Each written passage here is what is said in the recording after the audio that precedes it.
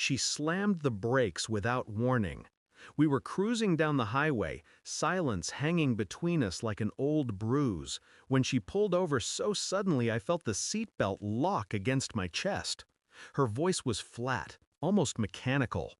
"Let me drive this car now." I turned, confused. Why? Her knuckles whitened on the steering wheel. "Switch the seats or get out." Something inside me recoiled. The tone wasn't hers, not the woman I thought I knew. But I got out anyway. I walked around the hood, slid into the passenger seat, and shut the door without a word. She pulled back onto the road, not sparing me a glance. The hum of the tires filled the silence. My jaw clenched, my thoughts spiraled. 15 minutes later, I understood this wasn't about driving, it was about control, and she had just shown her hand. I watched her from the corner of my eye. She wasn't heading toward home. She wasn't heading anywhere familiar.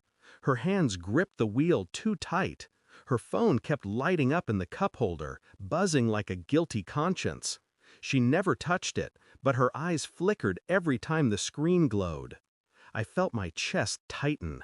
Infidelity has no sound. It creeps in through silence, through half smiles and small lies about errands that run too long. I didn't need proof yet. The way she drove told me everything. Faster, restless, like she was racing towards someone who wasn't me. My throat burned with questions, but I stayed quiet. Asking would give her power. I needed to watch, to listen, to let her believe I was still blind. That night, as she showered, I opened her phone. The lock code had changed. Confirmation. From then on, every gesture became evidence. The perfume she never wore before, the sudden gym memberships, the way she laughed when she thought I wasn't listening, lighter, freer, but never with me. I didn't confront her. I couldn't. That would make me just another husband begging for scraps of truth. Instead, I studied. Quietly, precisely. I installed software on her phone, forwarded messages to mine. Nights spent in the dark, reading words she thought were private. "Can't wait to see you. He suspects nothing." 15 minutes away. 15 minutes. The memory of her pulling over tightened in my skull. That was the day she had driven to him, and I had been sitting right there. I ordered a DNA test for our son. It arrived in a plain envelope. I took the sample while he slept, innocent and unknowing. Days passed. She smiled, cooked dinners, kissed me goodnight. A performance played in high definition while I sat in the front row, bleeding behind the eyes. Every second was gasoline poured onto the fire. I was waiting for the match. The envelope arrived on a Tuesday. I didn't rip it open. I sat with it, let the weight of the truth seep through the paper. Then I slid it cleanly, like a surgeon.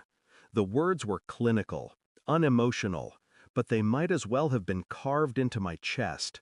Probability of paternity, 0%. I folded the paper, slipped it into my jacket. That evening, I waited for her at the dinner table. She hummed as she set down plates, smiling, acting. I placed the envelope in front of her, said nothing. Her face drained. She didn't even open it. She knew. Her lips trembled. "Please," I cut her off with silence, the kind colder than rage, the kind that made her hands shake as she pushed the paper away, unable to touch her own betrayal. I didn't yell. I didn't throw anything.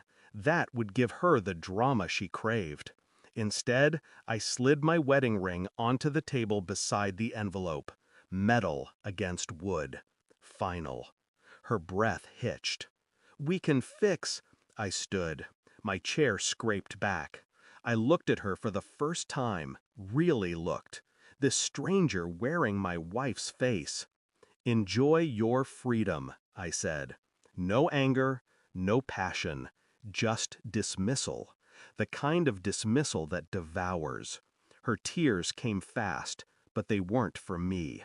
They were for herself, for the collapse of the life she built on deception. And I walked out, leaving her to choke on the silence. Outside, the night air felt sharp, clean. The weight I'd carried for months slipped off my shoulders. Not relief, clarity.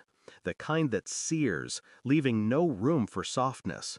I wasn't broken. I wasn't ruined. I was awake. She had gambled everything on my blindness, but I had seen.